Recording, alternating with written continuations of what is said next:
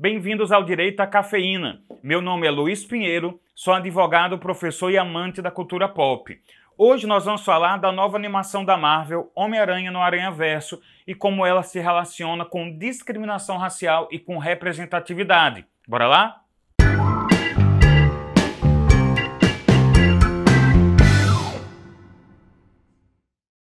Em Homem-Aranha no Aranhaverso, nós somos apresentados a um novo herói, Miles Morales, filho de um policial negro e de uma enfermeira latina.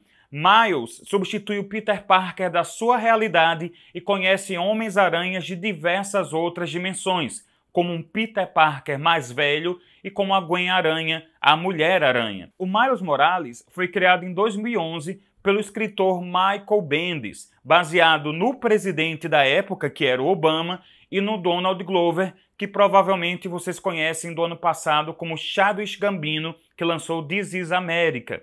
E ele está numa animação que está sendo muito elogiada pela crítica por causa do seu apuro visual, porque também consegue traduzir bastante ali da estética dos quadrinhos e traz muito da cultura negra americana. A gente tem muito rap, tem muito grafite, e essa animação também está sendo elogiada porque traz muito da representatividade no cinema, que é muito importante para que a gente possa combater o racismo.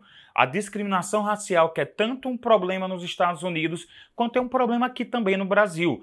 Basta a gente pegar ali dados do Anuário de Segurança Pública de 2016 e a gente vê que é uma grande discrepância da violência contra brancos e contra negros. E a gente nem precisa falar de outros dados, como a questão de salários, a questão de moradia, de educação, de empregos, em que a gente sempre vê a população negra tendo um lugar de menos destaque quando a gente fala de dados bons, ou pior, de muito destaque quando a gente fala de dados ruins como pobreza, criminalidade e violência.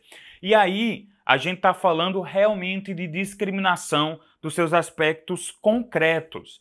Só que o que é discriminação? Discriminação é uma maneira de nós tratarmos desigualmente um grupo minoritário, seja esse grupo minoritário por cor, raça, etnia, por origem, ou seja, de onde eles vieram, nordestinos, estrangeiros, como está acontecendo agora muito com venezuelanos, por exemplo, aqui no Brasil, como acontece com refugiados sírios lá na Europa, e também você pode discriminar por questão de gênero, mulher, transexuais, por questão de idade, ou seja, você vai ter muitos grupos minoritários, sendo o grupo minoritário aquele grupo que tem pouco poder, seja pouco poder de representação política, pouco poder econômico e que precisam de uma proteção especial do Estado. E essa proteção do Estado não é porque alguém quer que esses grupos sejam mais destacados, que esses grupos eles tenham mais privilégios. A ideia aqui é de, na verdade, conseguir fazer com que esses grupos usufruam dos mesmos direitos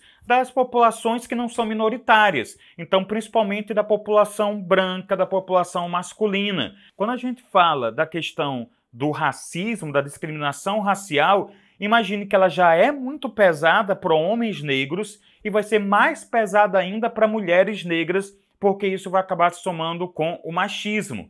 E aí você tem que ter um trabalho de combate e de dar direitos iguais pensando nessas diferenças. Não só a diferença entre etnias, entre raças, mas também a diferença entre homens e mulheres. Para que a gente possa conseguir algo que não é extranormal, que não é absurdo. É algo que está lá na Constituição Federal. Se você for ver o artigo 5º da Constituição, ela diz que todos são iguais perante a lei. E aí essa igualdade tem que ser igualdade completa. E como é que eu busco essa igualdade completa? A gente vai atrás das chamadas discriminações positivas. É quando nós tratamos de maneira desigual um grupo que na prática é desigual. Então, se esse grupo tem pouco acesso à educação superior, se esse grupo tem pouca representatividade na mídia, nós temos que dar um pouco mais de representatividade, de acesso à educação e outros meios de desenvolvimento. Então, pode ser por um sistema de cotas, pode ser por um sistema educacional que traga um pouco mais de qualidade para essa população negra, e isso é uma maneira de conseguirmos a chamada igualdade material.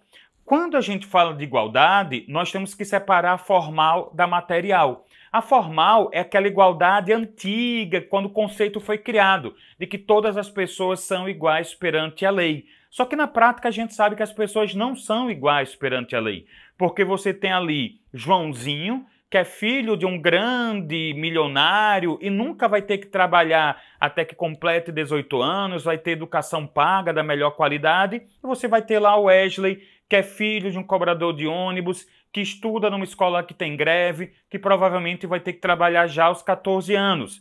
Por mais que eu diga que eles são iguais perante a lei, na prática eles não são iguais.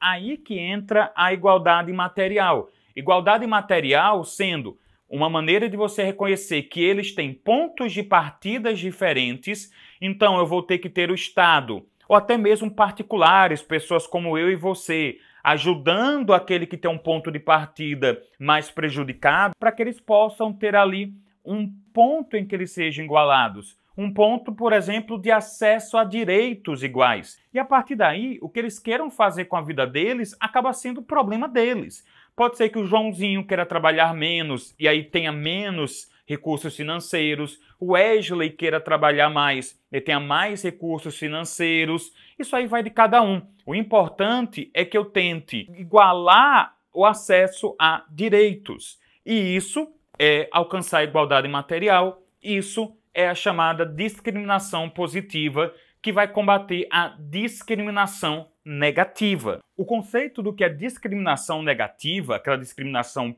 prejudicial, pejorativa, está na Convenção sobre a Eliminação de Todas as Formas de Discriminação Racial. E essa convenção diz que discriminação, essa discriminação negativa, é restringir ou retirar direitos de uma população por causa da cor, etnia, religião, gênero, origem. Então essa discriminação é que tem que ser combatida. Ah, mas não tem discriminação no Brasil. O Brasil é uma democracia racial. Nunca vi ninguém ser xingado. Cuidado. Primeiro a gente tem que tomar cuidado com o que nós chamamos de dados anedóticos. O que é um dado anedótico? Não é porque eu, na minha experiência de vida, com pouco acesso que eu tenho a pessoas, nunca vi na vida, que eu posso dizer que esse é um dado científico que se aplica para toda a sociedade.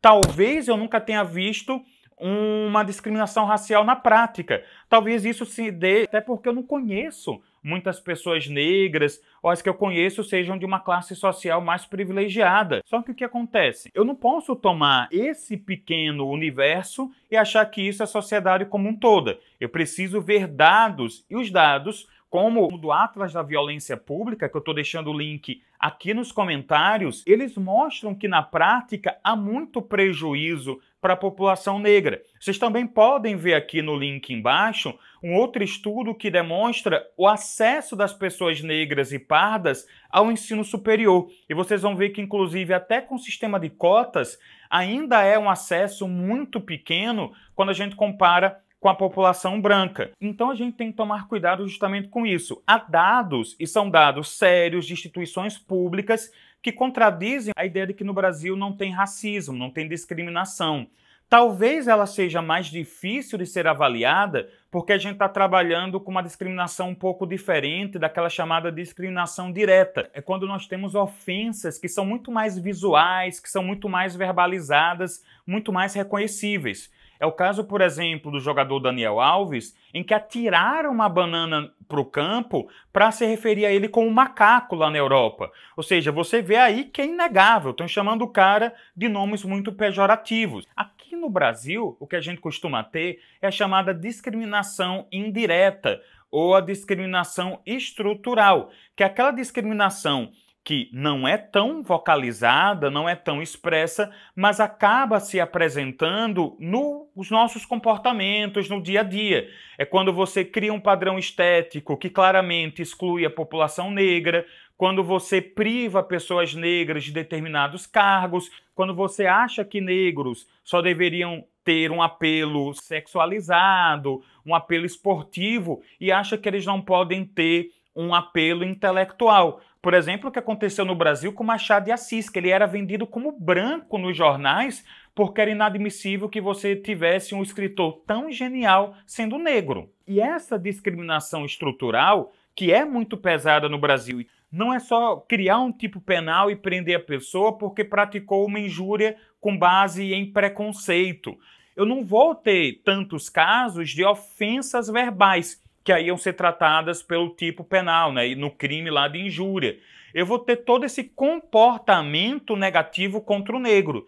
E aí que é importante vários pontos, a questão da representatividade, a questão da discriminação positiva, ações afirmativas. A gente vai combatendo essa ideia estrutural, seja tendo doutores, pesquisadores negros, seja tendo super-heróis negros. É aí que entra, por exemplo, o Pantera Negra no ano passado. É aí que entra todo o belíssimo trabalho do Stan Lee. Se você for ver os personagens da Marvel, eles sempre são personagens que estão ali na margem da sociedade. Você tinha os X-Men eles são talvez aí a maior marca disso.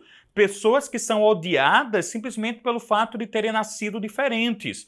Você tem o Homem-Aranha, ele era um garoto pobre, ok, branco, né, na época dos anos 60, mas ele era um garoto pobre, fora daquele estereótipo do super-herói bilionário e tudo mais.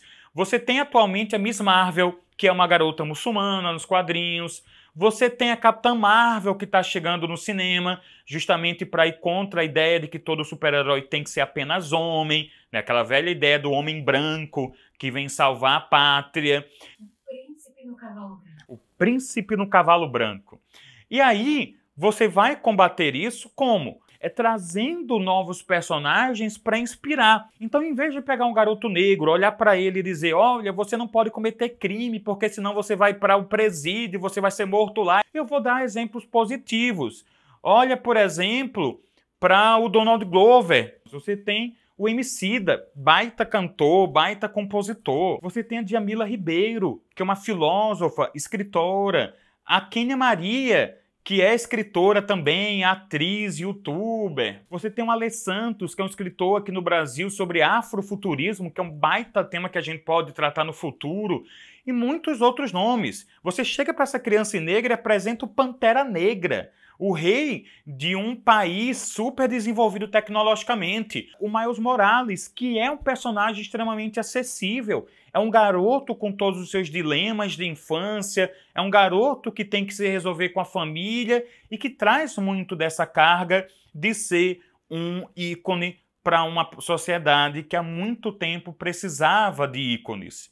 E o mais importante, não é uma pessoa branca, uma pessoa que não teve muita vivência que está trazendo isso. Nós respeitamos alguns princípios dos direitos das minorias, com o princípio da autonomia e o princípio da voz. Nós estamos trazendo atores, escritores e produtores negros para trazerem a sua realidade. E assim a gente combate um problema não apenas pelo Estado, que vai ter suas políticas públicas, mas também contando com os indivíduos, contando com pessoas, contando com empresas como a Marvel, como a Sony. E eu tô falando isso sendo nordestino. Se ninguém percebeu esse sotaquezinho carregado, se vocês gostaram desse vídeo e querem saber um pouco mais sobre outros temas da cultura pop e como isso pode estar relacionado ao nosso dia a dia, se inscrevam aqui no canal, curtam esse vídeo, comentem, digam experiências que vocês já sofreram de discriminação, como é que a gente pode combater isso daí, o que vocês acharam do filme e também compartilhem com todos os seus amigos. Bora criar uma grande comunidade aqui no seu Direito à Cafeína. Então, até a próxima!